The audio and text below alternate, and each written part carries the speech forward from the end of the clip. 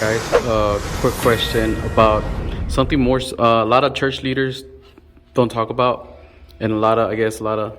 I don't personally deal with this. Just throw it out there, but Does it make you uncomfortable? yeah, a lot of people. They're making you ask the question. A lot of people have problems with porno.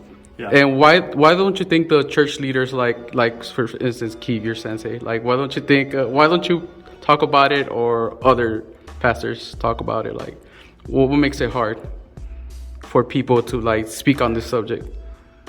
Well, anything that makes you uncomfortable, people want to avoid, right? There's different types of sin. Some people don't like to talk about gossip because they gossip all the time. Some people don't like to talk about their inability to control their urges, and so they never talk about overeating. There's all kinds of stuff, okay? So everybody has their sacred cow that they want to stay away from. Yeah. Well, unfortunately, there's a plague in that area when it comes to religious leaders. For the record, I didn't say you have a problem. I'm just saying, Right, I just used an example. Yeah. Right. It's widespread. It's in your face. It's there in front of you, and unless you take the steps to block it from your life, Satan will have it in front of you all the time because he knows it's a great distraction. There have been articles written about how they have Christian conventions and they reserve hotels, and those hotels are being used for all this adult and X-rated movies, while all these youth pastors and pastors are going to these Christian conventions. Those pastors and any pastor who doesn't want to talk about that may have a problem with it, and they maybe don't want to deal with it, and so they just try to avoid it. Okay? Yeah, and that's sad. How are you going to teach someone to overcome it if you can't?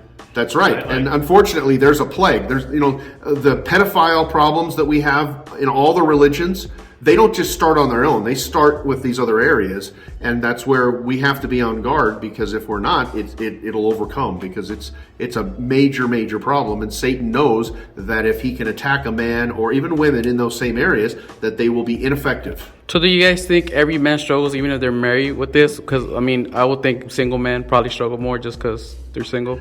It's a common lust that's built into the flesh of all men. I think some people will struggle with it more than others will, but I think that to a degree, it's kind of a common thing. So, men will probably struggle with that at some point in their life, regardless of their age or regardless of their experience or where they're from, because we're all mankind. We're all susceptible to the same lust of the flesh, that being one of the major ones. So what can they do to stop? Like, what would you suggest? Well, that's the thing, is like people want to say, well, and I see these ads all over the place because we follow a lot of the Christian Instagram pages where they have those porn blockers, right? Hold yourself accountable. Your pastor can get emails whenever you visit a website that you shouldn't, or you can do these things within your own power. But the issue is not my physical inability to stop myself. The issue is internal. It's a lust that's a result of who I am as a sinful person, and that can only be overcome with the presence of the Holy Spirit in your life. And you have to be able to submit those to God if you're going to be used in a ministry, or you're going to be used in His service, because God doesn't dwell with sin.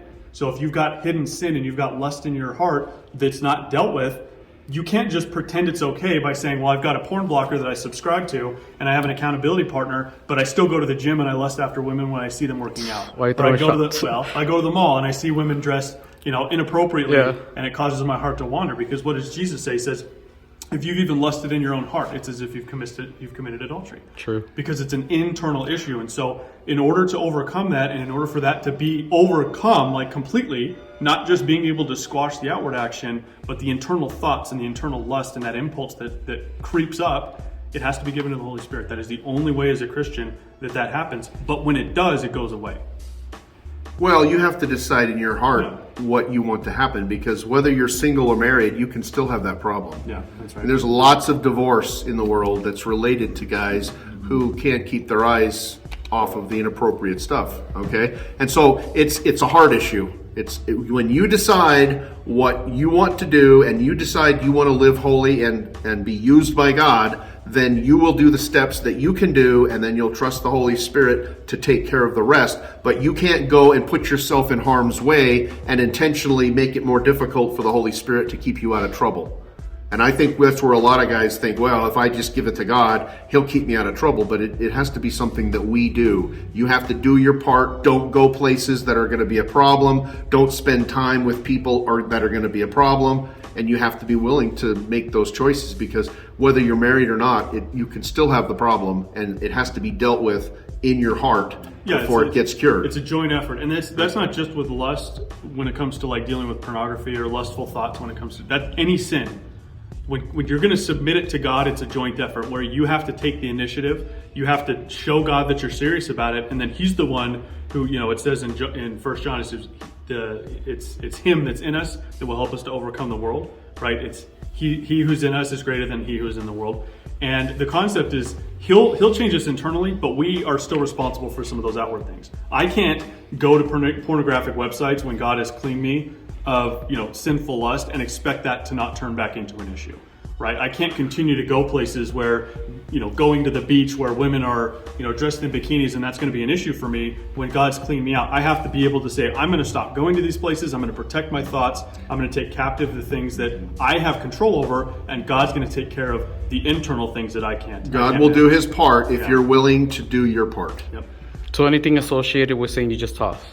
Person, thing. Well, you have to decide whatever God tells you. See, the point is, if God asks you to stop doing it, you have to be willing to stop doing it, whether you understand why or not, because God is the one who can help you live in a way that pleases Him. Yeah.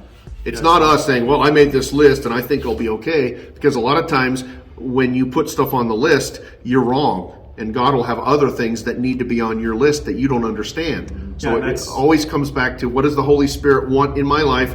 What should I do or not do? There are places that I used to go on the internet that were not related to inappropriate stuff, but because they're advertising inappropriate stuff, I said, I'm going to have to find my information from another website that doesn't. Yeah, I deal with that with Facebook. Okay, yeah. There are browsers that will protect you. There are search engines that will watch over you, but you have to decide, because that stuff will get through. It's amazing how ingenious Satan is about sneaking that stuff through, and you have to be on guard. You have to be on guard 24 hours a day, and if something comes up and you can't stop it, then you need to stop going there, even if it's just a Wall Street Journal page or something. If they're selling advertisements that's inappropriate, you stop going there if you're serious about living set apart for God.